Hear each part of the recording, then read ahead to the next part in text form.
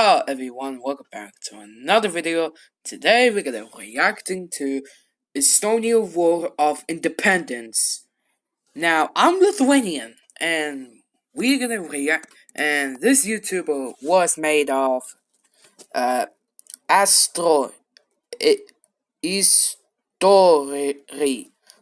Maybe he's trying to say East Story, something like that. I don't know. However, this video is 17 long minutes, so I had to cut this part 2, so stay tuned. So, anyway, let's watch it. Also, before we start to reacting to, this is how we managed to survive so long to destroy the Russian Empire. No, wait, the Soviet Union, the USSR. Anyway, let's watch it. November 1918, Northeastern Europe. Russia has been defeated in the Great War and has suffered two revolutions that have led to the communist Bolsheviks taking control of most of the country. Their power is being contested by the political opposition and remnants of the Russian Imperial Army who have formed the White Guard. Many areas of the country are engulfed in a brutal civil war. The western borderlands of the Russian Empire have been taken over by Imperial Germany. But now... Yeah, we got independence on February 16, 1918, where we, before World War I have finally ended, on November 11. Germany has been defeated in the west and is forced to abandon its conquests. The German army prepares to leave the occupied territories as the Red Army musters its forces to begin the takeover. Meanwhile, many of the nations freed from the occupation don't want to be ruled by Bolsheviks, and they prepare to resist the Reds. Lacking armed forces, effective government... Okay, we have, I have to talk about those countries. Belarus is really not gonna survive very long. Ukraine is flag completely upside down, which is some reason why. That doesn't look like... It should blue top, then yellow is down. And Belarus was down, but Ukraine is down, but Poland captured a little bit Ukraine's territory right here. Captured a little bit Ukraine's territory, and Belarus a little bit. They captured Lithuania's capital city, Vilnius. I don't know why. Let's keep watching. Having politically divided populations, these new states attempt to hold back Red Army's advance. One of them is Estonia. All of Estonian territory had fallen under German occupation. In the end of November, the Estonian government had only been in power for a couple of weeks and was struggling to gather its forces. Meanwhile, Red Army was assembling near the border. Among them were pro-Bolshevik Red Estonian riflemen and the Red Fleet. Soon, most of the German troops had left, and the weak Estonian forces were unable to hold the line. On November 28th, the Red Army attacked Narva. With this battle, the Estonian War of Independence began. Supported by the fleet, thousands of Red Army soldiers overran natural defensive positions in the forests of northeast Estonia.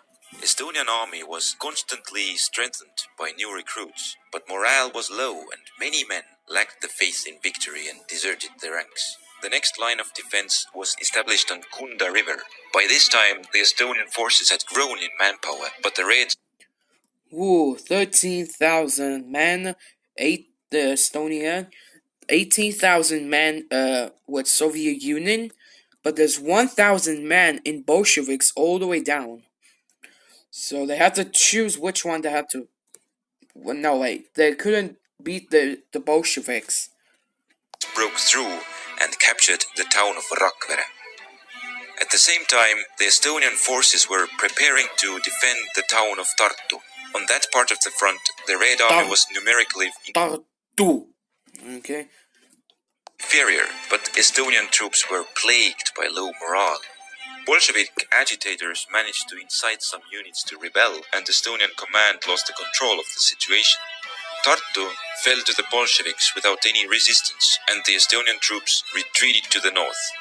Having witnessed the lackluster performance of the Estonian forces, the Red Army Command came to the conclusion that Now the Estonian capital army city, was Thailand, overstaffed. right They here. began reassigning units from Estonia to other fronts. However, the balance of power was slowly shifting in favor of the Estonian side. Despite of constantly being in retreat, the morale of the troops began to improve. Red Army continued to rely on its numerical superiority to push the Estonian forces back, but the strength of the Estonian troops was on the rise, and the resistance intensified day by day. On the 12th of December, The Estonians, the soldiers tried to sneak behind the Soviets, but failed because there's too many the Red Armies coming out of here. Literally, there's so many Red Army. British Navy had arrived in the Estonian capital. They brought much needed arms, including Lewis and Madsen light machine guns, a weapon unfamiliar to the Red Army. The Royal Navy also captured 2 Red Fleet's destroyers and transferred them to Estonian Navy. When the Red Army units reached only 40 kilometers from Estonian capital Tallinn, they had exhausted their strength and the Estonian forces put an end to their advance. Meanwhile, the government of the Estonian southern neighbor Latvia had far greater difficulties. Latvia had declared its independence under a nationalist government, but the Bolsheviks enjoyed a far greater degree of support among the local population. Therefore, the Red Army's elite units, the Red Latvian Riflemen, advanced through the country almost Oh god, unopposed. no, The not Latvian forces Latvia. abandoned the capital city of Riga and retreated towards the west. In the westernmost corner of Okay, wait, let me put the bigger. There we go, much better. Right, Latvia had failed. Didn't realize the Bolsheviks quickly attacked Latvia because there's no army protecting the borders. They're like, "Yay! I got Independence Day!" Oh no, you don't! You're coming redneck. You're gonna be Soviet Union. Oh no! I'm out of here! Ah, help! Yep, this is why Latvia didn't fight against the Soviet Union. the country, they managed to establish a defensive line and were soon reinforced by German troops. On the other hand, Estonia was able to successfully mobilize and Wait, wait. How did the Germans still in the Latvians' territory, waiting until? Why did the Germans didn't leave the territories when Russian Empire failed to give the territory Germany? What? I think I don't know what to say. now many new units were arriving at the front. Estonian forces had also received help from its northern neighbor, Finland. By the start of January, the numbers Yay, Finland, come to the rescue with Estonian! of the Estonian forces and Red Army troops had become equal on the front. However, Ooh, that's a lot of men. There was 15,000 men was waiting if the Red Armies has a trouble in 280,000 men.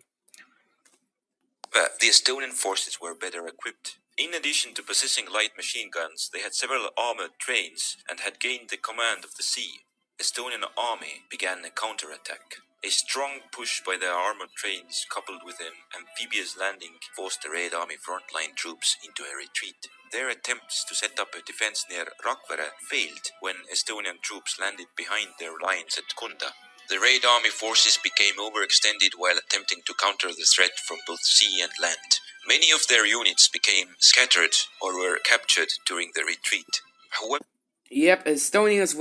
Yep, when Finland helped Estonia, they're like, don't worry, Finland, don't worry, Estonia, I'm coming to the rescue. Thank you, Finland. Oh flip, Finland's coming to the rescue, Estonia, fight back. And I completely pushed back all the way, same spot. soon the front reached terrain more suitable for defense.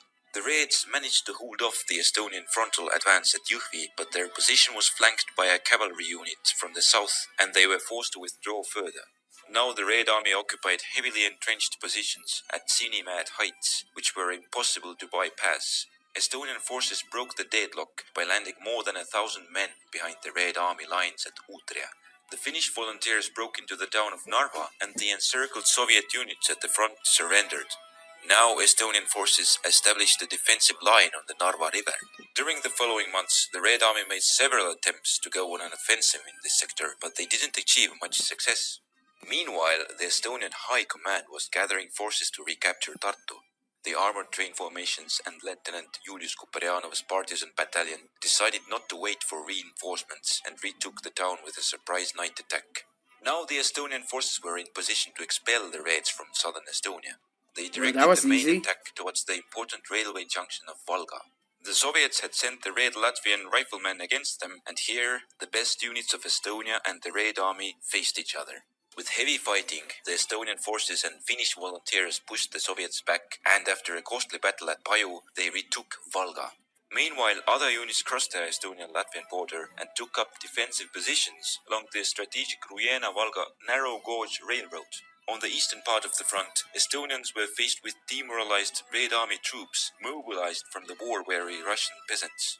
These units disintegrated before the Estonian army's advance, and soon the Estonian forces reached Okay, the Bolsheviks start to get super weak because the Estonian and Finnish completely knocked the heck out of here. The Bolsheviks, so they couldn't push all the way back the same territory where they lost many towns. Deep behind Red Army's lines. This threatened the Red Army's units with encirclement, and they were forced to withdraw. Now the Estonian forces had reached their national border, and their next goal was to establish forward defensive positions on Latvian territory. In the middle of February, they continued their advance. The Red Army had received large reinforcements and repelled the Estonian troops back into their territory. After the initial defeats, the Red Army's forces had been greatly strengthened, and now they were preparing to launch a large-scale offensive. Whoa, okay, that's a lot of the Red Army. There's 10,000 and 12,000, the 3,000, the men.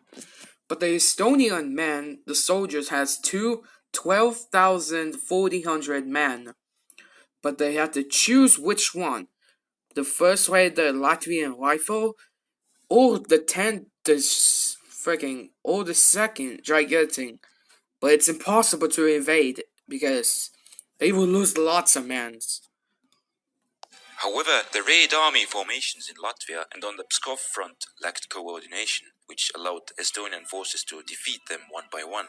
The Soviets in the east began their offensive first by launching attacks from the front and over the frozen lake Ilamijärv. After their advance had been fought to a standstill in March, they were joined by their Latvian comrades, who achieved some success in the south.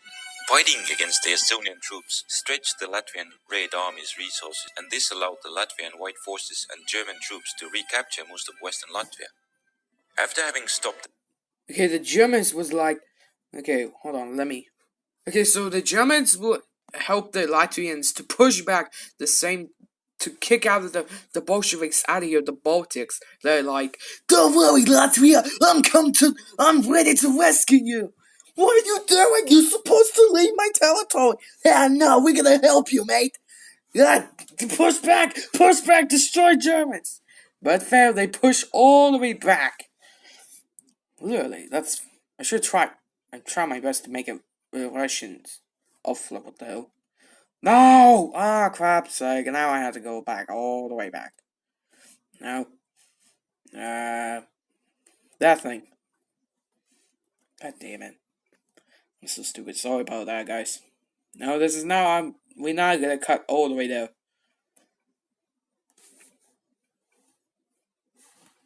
Okay, so, we have to cut the video. This is gonna be part 1. Stay tuned with part 2.